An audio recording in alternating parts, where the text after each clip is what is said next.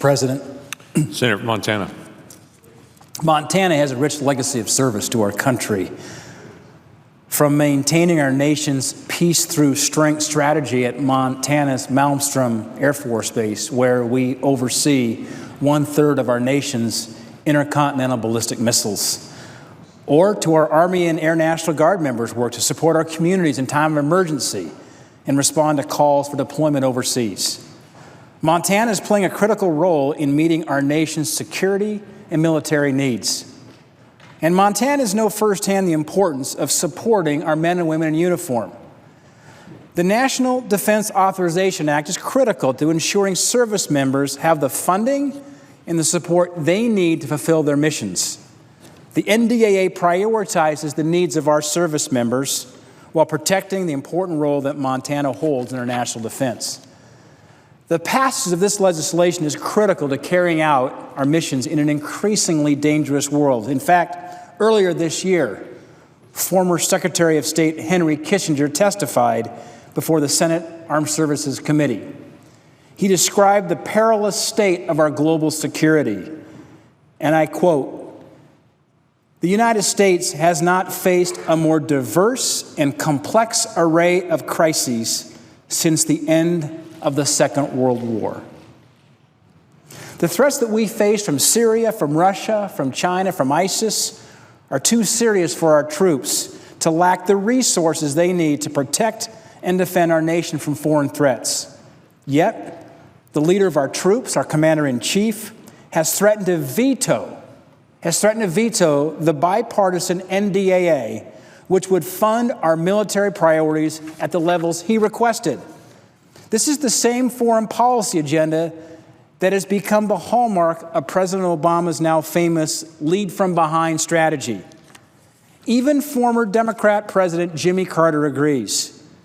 In fact, earlier this summer, President Carter was asked whether he thought President Obama's foreign policy was a success or failure on the world stage.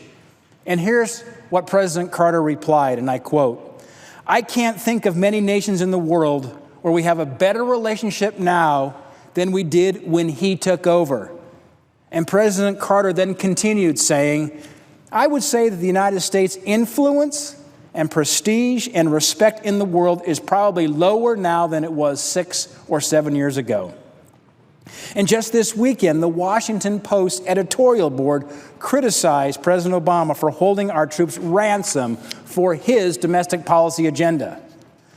That editorial said this, and I quote, "American presidents rarely veto national defense authorization bills since they are, well, vital to national security. Refusing to sign this bill would make history, but not in a good way." It is a mistake for President Obama to use our troops for leverage. Our troops deserve better. The NDAA seeks to provide our troops with the support they deserve. It fully authorizes spending on defense programs at the president's budget request level of $612 billion for fiscal year 2016. It authorizes $75 million for the Southern Border Security Initiative to help address challenges facing the U.S.-Mexico border. It supports service members beyond their years of sacrifice to our nation by extending retirement benefits to the vast majority of service members left out of the current system. It includes a provision that mirrors my legislation I introduced called the Securing Military Personnel Response Firearm Initiative, the Semper Fi Act, which empowers a member of the armed forces to carry appropriate firearms, including personal firearms, at DoD installations, reserve centers, and recruiting centers. Additionally, this bill provides much-needed support for Montana's military missions. There's $19.7 million for the Tactical Response Force Alert Facility at Malmstrom Air Force Base, $4.26 million for an energy conservation project at Malmstrom.